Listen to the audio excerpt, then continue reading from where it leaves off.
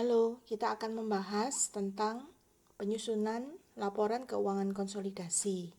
Topik ini masih merupakan kelanjutan dari topik pada bagian sebelumnya, yang kita mulai dari BIMS bab 4, bab 5, dan pada hari ini kita akan membahas tentang bab 6, yaitu penyusunan laporan keuangan konsolidasi dengan mempertimbangkan transaksi aktiva tetap antar perusahaan.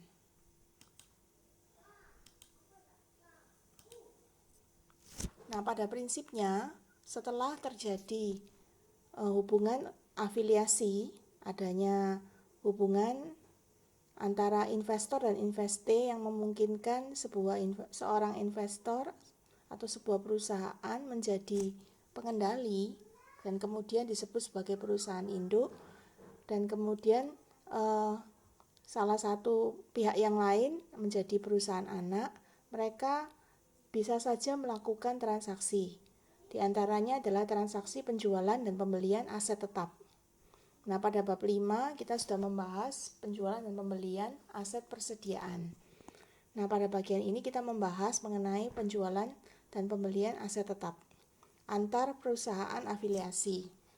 Dan pada saat penjualan ini dilakukan pada harga, bukan pada sebesar nilai buku, maka akan menimbulkan laba atau rugi, yang kita sebut sebagai laba rugi belum direalisasi bagi entitas yang dikonsolidasikan.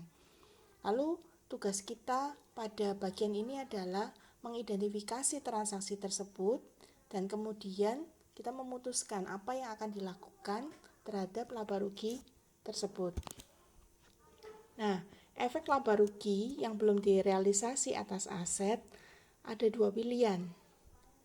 Ya, pilihannya adalah efeknya akan kita selesaikan setelah aset tersebut dijual pada pihak luar atau tetap mempengaruhi laporan keuangan sampai habis terpakai. Nah, pada bab 5 tentang aset persediaan, diasumsikan bahwa persediaan merupakan aset yang dinamis sehingga cepat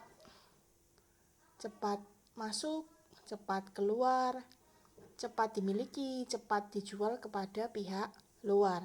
Sehingga apabila ada penjualan dan pembelian persediaan antar afiliasi, maka efeknya hanya 2 periode akuntansi saja. Karena asumsi bab sebelumnya adalah penggunaan metode FIFO. Akan tetapi berbeda dengan aset tetap. Aset tetap adalah aset yang digunakan untuk kegiatan operasional, sehingga pembeliannya pada awalnya tidak direncanakan untuk dijual kembali. Sehingga bagaimana jika ada efek laba rugi yang belum direalisasi, maka otomatis kita akan menggunakan asumsi yang kedua, yaitu efeknya akan mempengaruhi laporan keuangan induk anak sampai habis terpakai oleh afiliasi pembeli. Nah, kita akan menggunakan metode ekuitas, ya. Jadi diasumsikan bahwa induk menerapkan metode ekuitas dalam penyusunan laba rugi konsolidasinya, sehingga laba rugi ini akan dieliminasi atau ditangguhkan dalam laporan konsolidasi. Bahasan ini lebih kompleks dibandingkan bab sebelumnya.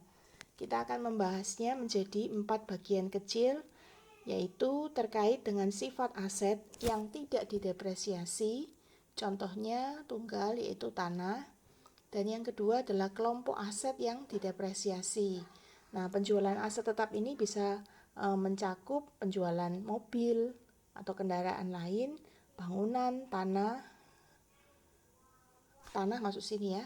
Jadi bangunan, peralatan, dan sebagainya.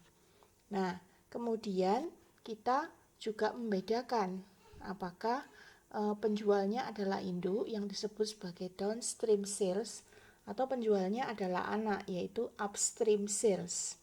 Sehingga kita akan melihat ada kelompok kasus, 4 kelompok kasus, yaitu A, B, C, atau D. Nah, Anda harus bisa mengidentifikasinya karena setiap jenis transaksi ini akan ada pertanyaan yang perlu dijawab, yaitu bagaimana efek penjualan aset tersebut pada buku penjual dan pembeli.